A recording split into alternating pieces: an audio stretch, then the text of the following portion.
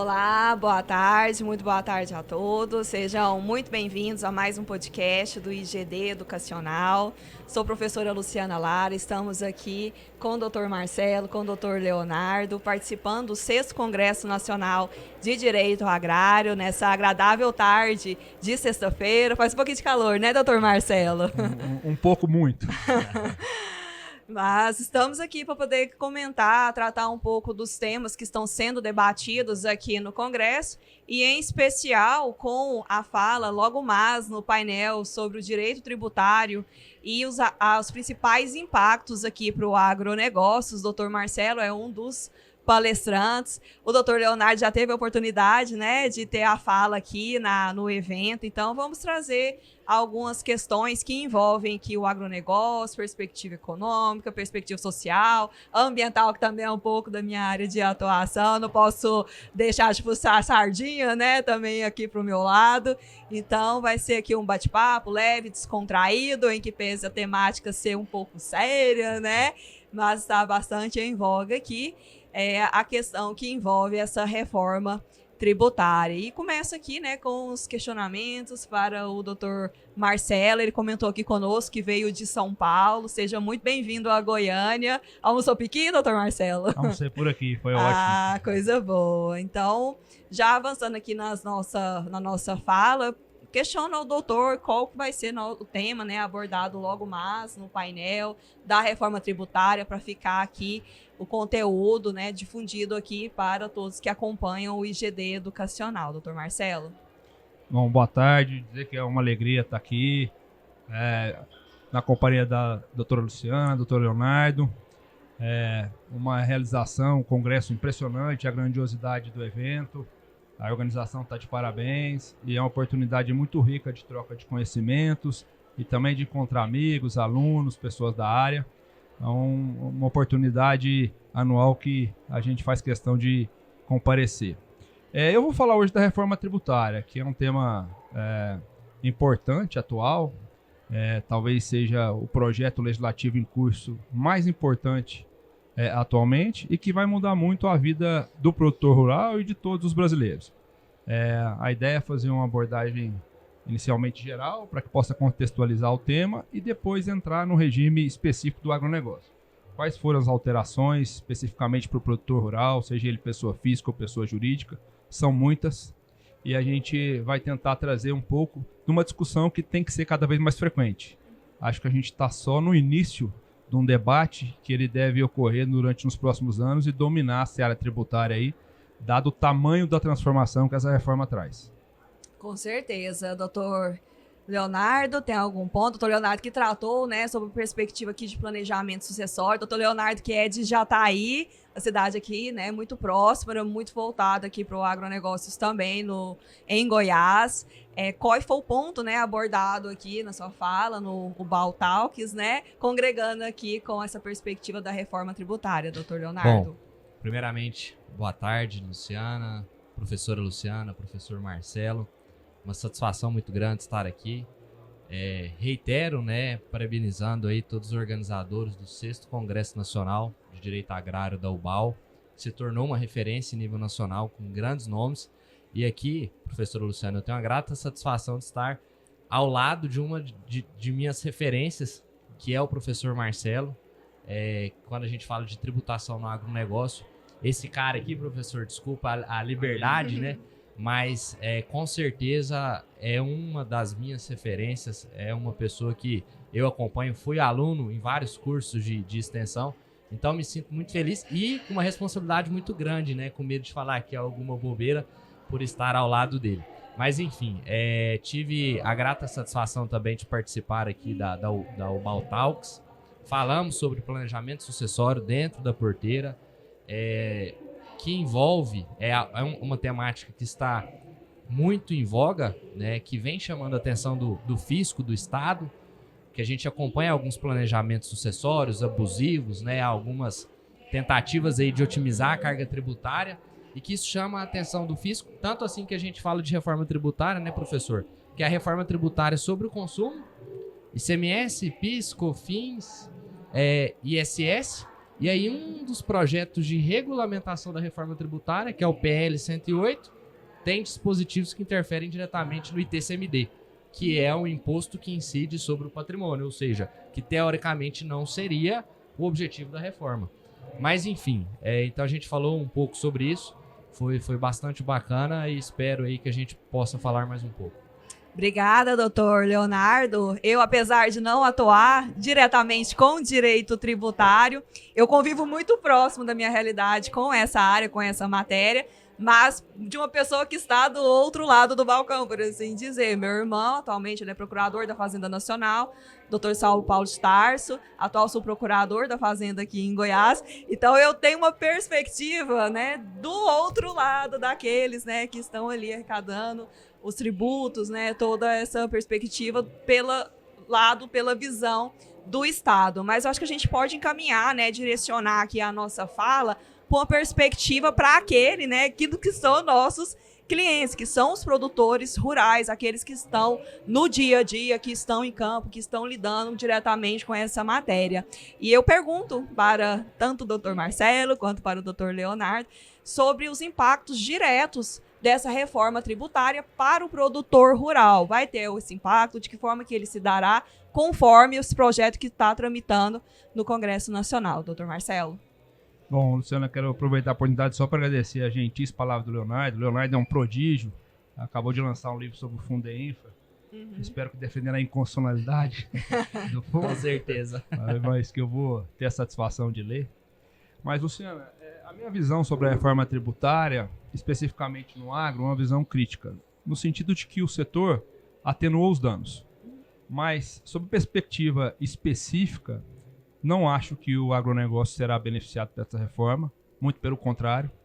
Essa reforma promete manter a carga global, mas não a carga setorial. E eu acredito que um dos setores que vai pagar mais tributo é o setor do agronegócio. O produtor rural pessoa física, especificamente esse, terá um aumento de complexidade, ao contrário do que a reforma prega, que é simplificação do produtor rural pessoa física, que hoje só tem que se preocupar com a obrigação acessória federal, mesmo assim, a depender do faturamento, nem o livro caixa digital. Agora ele vai ter, na transição, uma obrigação acessória da tributação sobre consumo. Aproveitando o que o Leonardo disse, são 5 tributos que vão ser reduzidos, teoricamente, para 3, só que se você colocar os fundos, são 4. Então, na parte federal não mudou. E o produtor rural pessoa física, ele não paga PIS, ele não paga COFINS, ele não paga IPI, muito raramente ele paga ICMS e raramente ele paga ISS. Agora ele está sujeito à tributação do IVA. Tem uma exceção que são os produtores rurais até 3.600.000 de faturamento anual. Esses não obrigatoriamente precisam aderir. Mas se você pensar 3.600.000 anual para o setor, e o valor de commodity é um setor que precisa de volume para sobreviver, não é um valor alto. Tanto é que é um valor menor do que o limite do livro caixa digital. Então não vejo com bons olhos. Acho que muito o que se espera é de uma monetização dos créditos de exportação. Tenho minhas dúvidas se vai chegar no produtor ou se isso é um benefício muito mais dos grandes exportadores. Tenho receio de que isso no preço pago ao produtor não reflita. E também tenho receio da monetização dos créditos na devolução, dado a nossa experiência histórica. O Brasil sempre foi um país que nunca devolveu o crédito tempestivamente, sempre foi uma briga. A interpretação da Receita Federal sempre foi uma interpretação restritiva. A reforma está baseada no crédito amplo e restrito. Acho que isso, na prática, no decorrer dos anos, pode sofrer mitigações. Então, acho que aquela história, a bancada ruralista atuou bem, mas atuou para mitigar o dano. É um navio transatlântico que ia bater no setor, ele vai encostar meio de lado, mas vai bater. Então, objetivamente, eu acho que tem um aumento de complexidade de obrigação acessória para o setor e também um aumento de carga tributária. Então, os produtores terão que estarem preparados e bem orientados, né, nessas mudanças, possíveis mudanças que tramitam perante o Congresso. Doutor Leonardo? Com certeza, Luciana. E além disso que o professor Marcelo disse, questão muito simples, né? A reforma tributária, um dos pretextos da reforma tributária, simplificar o sistema. Inclusive, um dos grandes defensores da reforma foi a indústria, né? O produtor rural, o próprio prestador de serviço autônomo, que até então recolhia só o ISS, agora o ISS e o ICMS se tornaram um só imposto, que é o IBS, PIS/COFINS se tornará outro imposto, que é o CBS, que eram impostos que o produtor não recolhia. O ICMS, por exemplo, a maioria tinha uma redução de baixo cálculo ou uma isenção, um diferimento, ISS não recolhia, PIS/COFINS, pessoa física, não recolhe. Agora, como há uma unificação para a criação desses dois, passará a recolher, o que implica em aumento de carga tributária. Mas existem aí as reduções, a redução da base de cálculo, do IBS, do CBS, mas fato é que mesmo assim haverá um aumento. Além disso, além desse aumento da carga tributária, do aumento de complexidade para o produtor, que até então o pretexto da reforma é a simplificação, mas agora o produtor passará a ter uma preocupação maior. Tomada de crédito, débito, para tentar, vai ter uma base ampla, pelo menos é o que está na lei, se isso de fato vai ser aplicado é uma outra situação.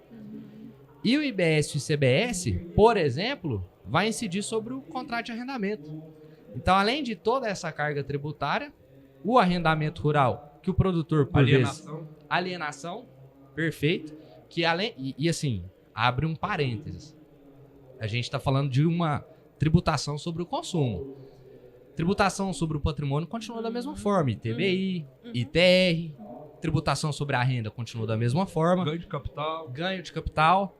Soma isso tudo, agora na alienação de imóvel, no arrendamento de imóvel rural, que o produtor por vezes pagava só o imposto de renda ou na parceria pagava o imposto de renda, agora passará a recolher o IBS-CBS. Ou seja, haverá sim um aumento da carga tributária, o que é totalmente prejudicial para o setor, que é o motor aí da economia brasileira.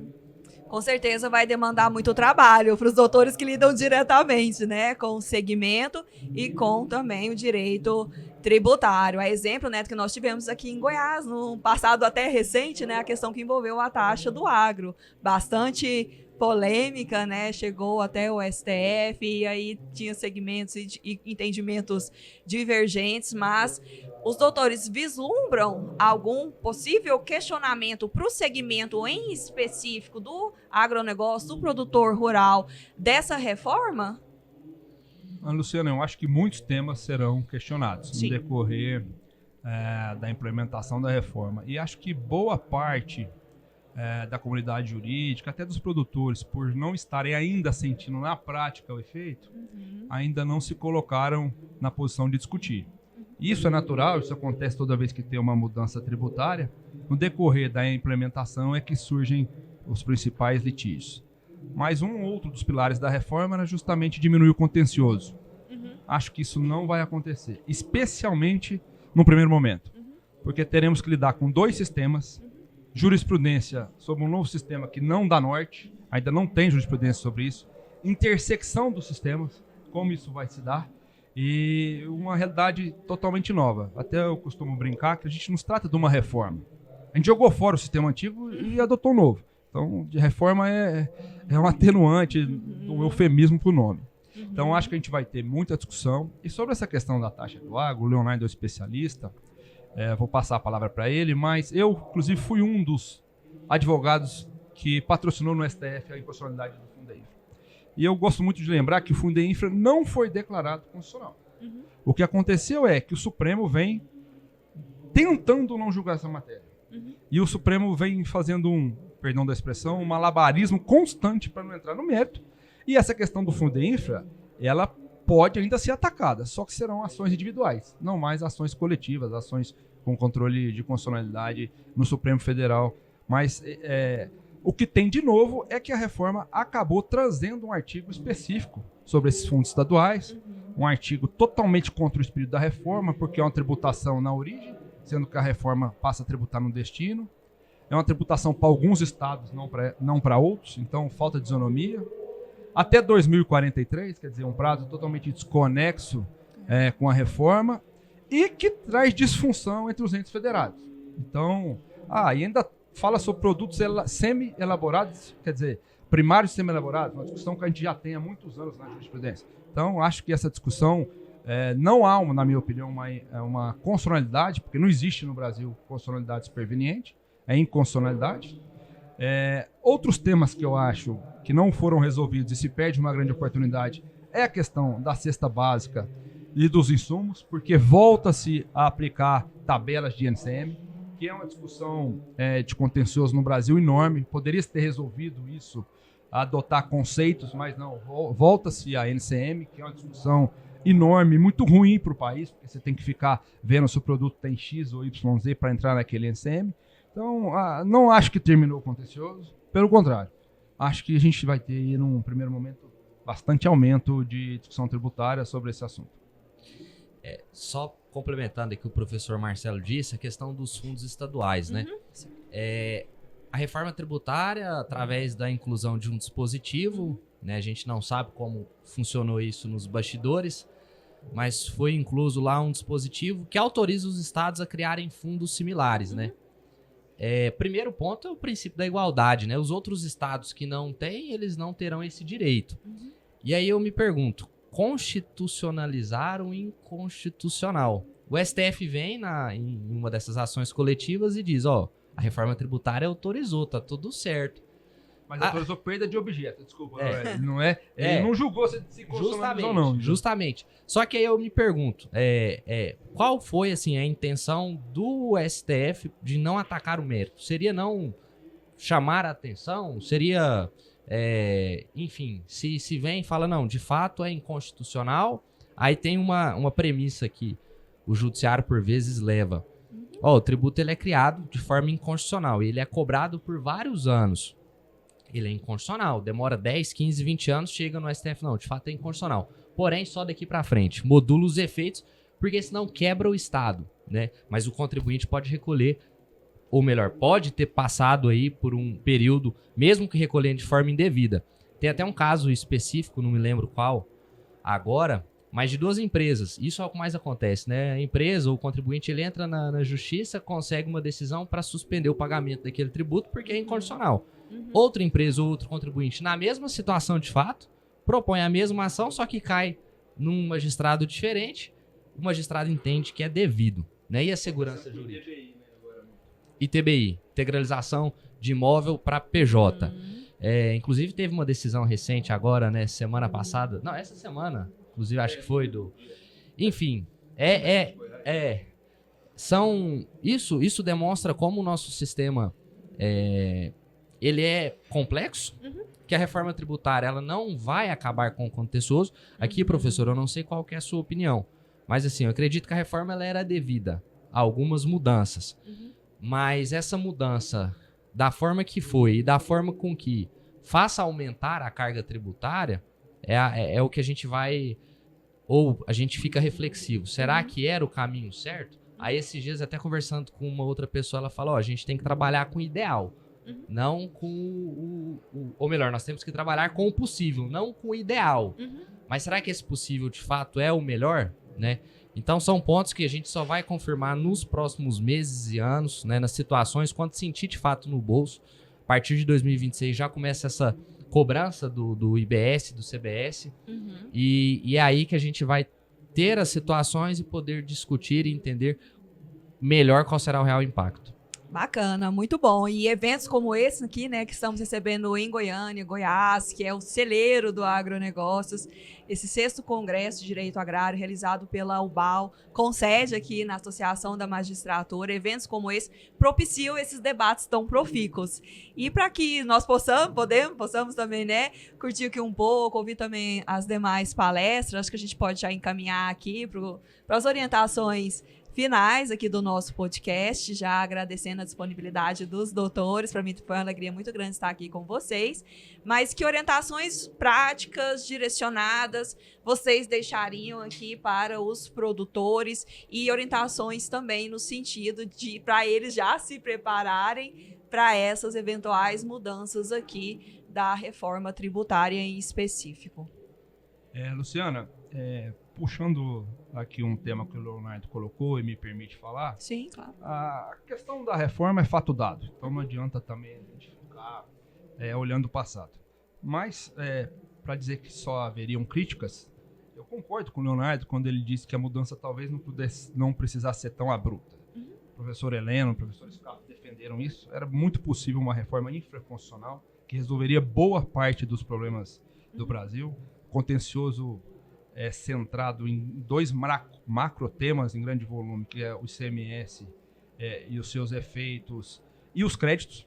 Isso poderia ser tratado infraconstitucional, mas a reforma está dada, é fato dado. Vamos trabalhar para que a gente possa aperfeiçoar o texto. Ainda há espaço no Senado, né? Foi aprovado o PLP na Câmara, mas isso ainda vai passar pelo Senado. Então, isso está dado. Quanto a seu ponto, Luciana, quais são as recomendações? Eu acho que não tem jeito, não é puxar a sardinha para o lado, mas o produtor vai ter que buscar assessoria.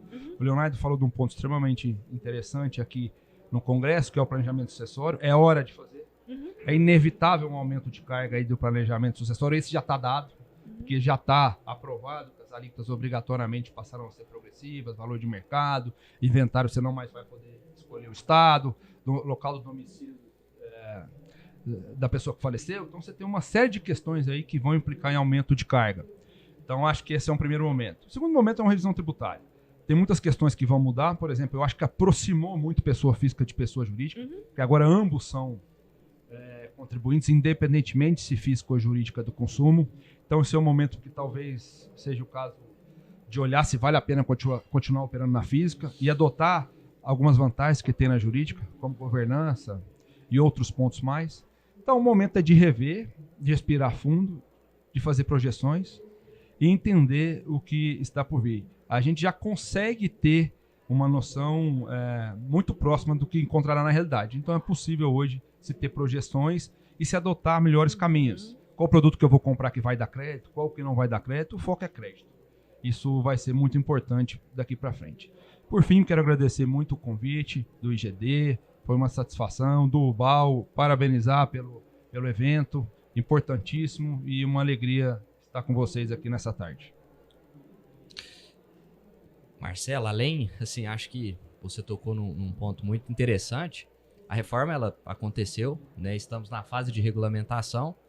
O produtor, ele precisa estar atento a essas mudanças. Mas né, deixa para o meu contador, deixa para o meu advogado. Precisa entender o que de fato vai mudar, o que vai impactar no dia a dia, que vai interferir no negócio, né?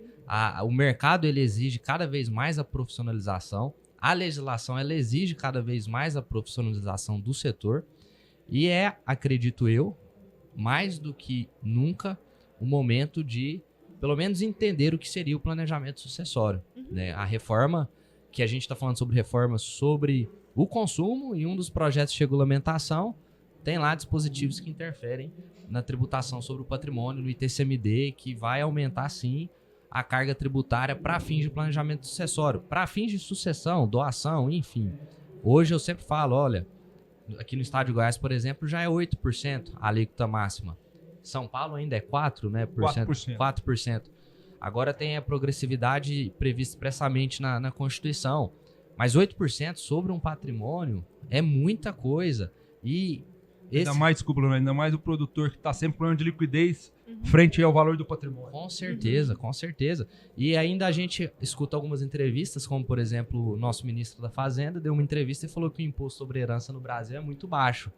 Né? Então, assim, e existe projeto que visa ir para 16% essa alíquota. Então, são pontos que nós temos que cada vez mais ficar atentos, principalmente agora nessa fase de regulamentação, que fala sobre TCMD, fala sobre TBI, a possibilidade de cobrança no momento da confecção do contrato particular e não mais no momento do registro. Que é contra a jurisprudência consolidada do Supremo. Isso é mais uma discussão, Luciana, que vai acontecer, porque já existe uma jurisprudência que está sendo contrariada, sem se mudar a Constituição nesse sentido. Justamente. E, assim, convenhamos, né? A jurisprudência, ela disse o óbvio, que é o que está previsto lá no Código Civil. Mas não, a reforma vem agora, ou em um dos seus projetos, caso aprovado, e tudo indica que vai ser aprovado como está, que pode ser cobrado de forma antecipada, na formalização do contrato particular de compra e venda. Isso trava o negócio, isso impede operações, enfim, e são vários e vários outros pontos.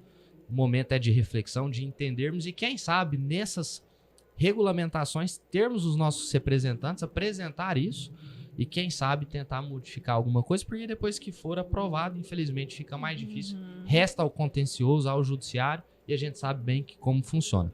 Mas, enfim, é uma satisfação muito grande estar aqui. professora Luciana, professor Marcelo, mais uma vez fico muito feliz. Agradeço ao IGD Educacional e parabenizo mais uma vez a todos os organizadores aí do 6º Congresso Nacional da UBAL. Obrigada, professor, doutor Marcelo, Leonardo, pela participação aqui conosco desse podcast. O IGD Educacional agradece e logo mais nós vamos continuar essa discussão no painel do doutor Marcelo. Eu vou acompanhar como ouvinte, faço questão de ficar para a palestra para aprender um pouco mais. E estamos aqui à disposição. Agradeço a todos os ouvintes que nos acompanham e possam acompanhar estes e os demais podcasts e os eventos que são aqui promovidos pela instituição. Muito obrigada a todos e até uma próxima oportunidade.